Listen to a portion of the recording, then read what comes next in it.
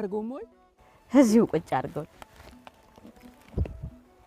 ግን ኃጢአትም አይሻገርም ነው ያሉ አዎ ኃጢአት አይሻገርም እንዴት እንደ ካባ ወልቆ ነው የሚቀረጽ ሻገርብሽ እህልም ኃጢአት ጌታችን ብሏታል እሺ ወይ በልቼው ሊል እንዴ አይ እና ከዚህ ብሻገር እኔ ኃጢአቴ አብሮኛ አይሄድም እንደ ካባ ወልቆ ነው እዚሁ ላይ የሚቀረጽ ከፋር ገበጅህ ታምር ነው ገዳም ላይ ረድኤት በረከት ገበየ ልጆችህ በገዳም ውስጥ የሥጋ ፈውስ አገኛለሁ ብሎ የሚመጣበት አይደለም ዋልድባ ደዌ ተቀብዬ መከራ ተቀብዬ ክብር አገኛለሁ ተብሎ የሚመጣበት እንደ ካባ ወልቆ ነው እዚሁ ላይ የሚቀረጽ ይሄን አስደናቂ በረከት ለማግኘት ግን 3 ሰዓት ተኩል ሙሉ በእግራችን መጓዝ ነበረብን ያው ዋልድባ ገዳም ሲባል ብዙዎቻችን ከልጅነታችን ጀምሮ እየሰማን እየጓጓን እየተመኘን ያደግንበት ገዳም ነው በጣም ሩቅ እንደሆነ ይነገራል ከአዲስ አበባ 895 አካባቢ ኪሎ ሜትር ነው በረሃ እንደሆነ ይነገራል የእግር መንገዱ አሁን ከ1 ሰዓት ተኩል እስከ 2 ሰዓት ይፈጃል በጣም ሩቅ ነው ወለተ ማርያም መጀመሪያ እዚህ ሳትሆን ሶቃር ነበር እናቷ ይዛ የመጣች እሺ አቀውና እናቷ ገላ ቱል ስትል አይቻታለሁ እሺ እናቷም ያው ብዙ ጊዜ መጣ ልውሰድሽ ትላታለች እኔ አልሄድም ነው የምትለው ሸሽጉኝ ነው የምትለው እርግጥ እማሆይ ወለተ ማርያምን አሳምኖ ከዚህ ገዳም እንዲወጡ ለማድረግ ቀላል እንዳልሆነ እናታቸው ነግረውኛል ምክንያቱም ከአንዴም 3 ሞክረውት ነበር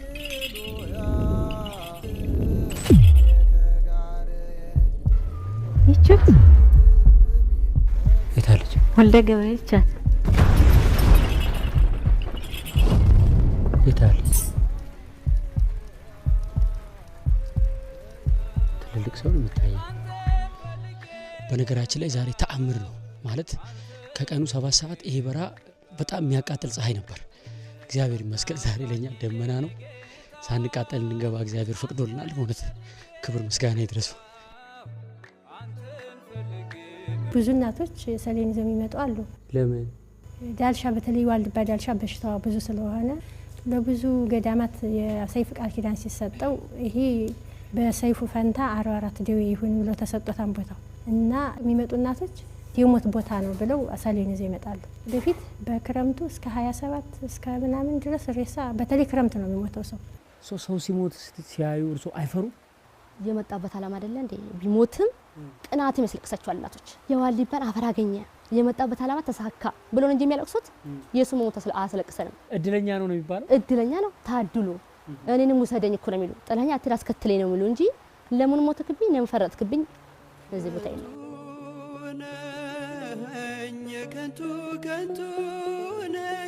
እናቶችና አባቶች ያው በተለያየ ገዳም ሆነው በቀን አንድ ጊዜ መራራ ቋርፍ የሚባል ነገር እየበሉ እግዚአብሔርን የሚለምኑበት በጣም ትልቅ ገዳም ነው ጸጥ ያለ ጫካ ነው ጸጥ ያለ እዚህ ነው ቋርፍ መንቀምሰው ቋርፍ ምንድነው ምን ይመስላል በአይናችን እናየዋለን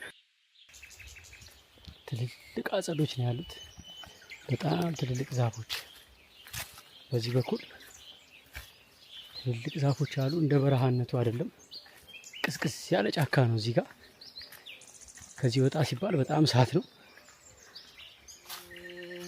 ህርመት ይዘው ልጆቹ በሙሉ ቋርፍ ነው ዘውትር የሚበሉ የጣመ የላማተን ዮርዳኖስ ጸበል ምግብ ሆነልን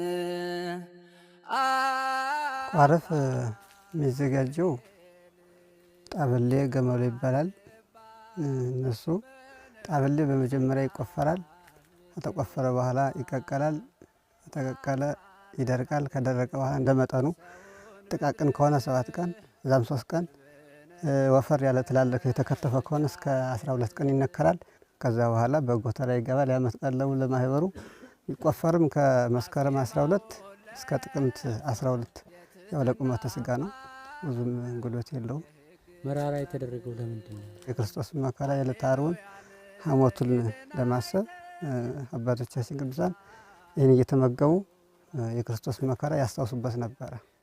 ልቅመሰው እስቲ እኛ ከተማ ላይ ስማችን እንዲታወቅ በጣም እንፈልጋለን። እናንተ ደግሞ ገዳም ስትመጡ ስማችሁን ቀይራችሁ ሰው እንዳያውቃችሁ ተሸፋፍናችሁ አጎንብሳችሁ ነው መታወቅ አትፈልጉም? እግዚአብሔር ይወቅ እንጂ ከሰው መታወቅ ምንም ዋጋ የለው። እግዚአብሔር ብቻ ነው። ሰው ቢያውቀኝ ምንም ማገኘው ነገር የለኝም።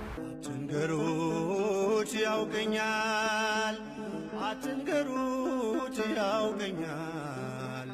ትንሽ ቆይታ ወደዚህ መጣች። አራው በስማ አሁን እቺ ገዳም ትገባለች ግርም ብሎን ተወኩት አዛዝም በደቂቃ ፍትላክ ብላ አደገች።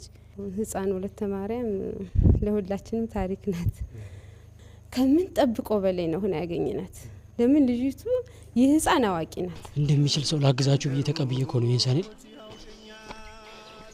መልሼ ደግሞ እንኩ ለማለት አፈርኩኝ። ልጅ እንደመሆኔ ማገዝ ግዴታዬ ነው፣ ግን አልቻልኩም። ልቅመሰው አባ ምንም አይለኝም። ምንም አይል የአባቶችን አለ መንፈስ ቅዱስ ያሳድራል። የመንፈስ ቅዱስ ማደሪያ ያደርጋል። ከዓለም የተለየ ምግብ ስለሆነ ዓለማውያን የሚቸገሩበት ነው። መናንያን ግን እንደ ስኳር እንደ ማር የሚጣፍጣቸው ጌታ ይባረክላቸው። ሐሞትና ቅርቤን ሆምጣጤ ደባልቀ መራራስ ጎነቹ። ይሄ መልሰር አባ እንግዲህ ካልተቻለ መልሶ ወይ አልቻልኩም።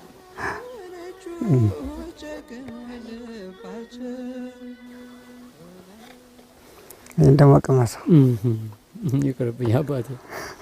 ይሄኛው እንደዚህ የሆነ ይብስ የለ? አዎ ይሄ ይበሳል። ይሄኛው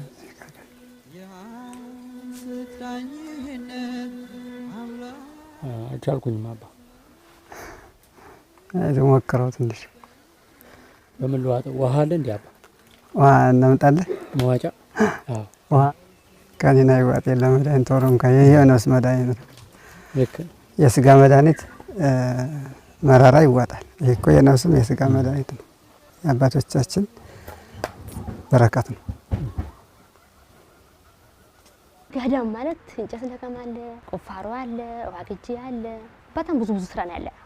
እናቶች ያዛሉ። በዚህ ውጣ ወታደር ማለት ይቻላል። በቃ ምን ነው ማለት አንደኛ እንደውም ወታደር ነው። በቃ በዚህ ዳ በዚህ ውጡ በዚህ ውጡ። እሺ መከራ ያስተምራል፣ ብዙ ትዕግስት ያስተምራል፣ ትትና ያስተምራል። አረ ብዙ ነገር ነው ያስተምር ገዳም።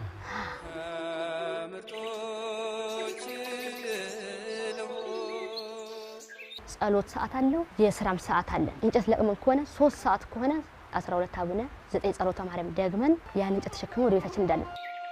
በየገዳማቱ በየበረሃው ውስጥ ፀሐዩ በረሃው መከራው ሲያዩት አይ እኔ ቀለል ያለ ገዳም ልሂድ የሚል ስሜት አይመጣቦትም? እናቶች ጋራ ስኖር እናቶች ፍቅር ያሳደሩብኝ እንጂ ፀሐዩም አለ ወባ አለ ያንቀጠቅጠናል ያመናል።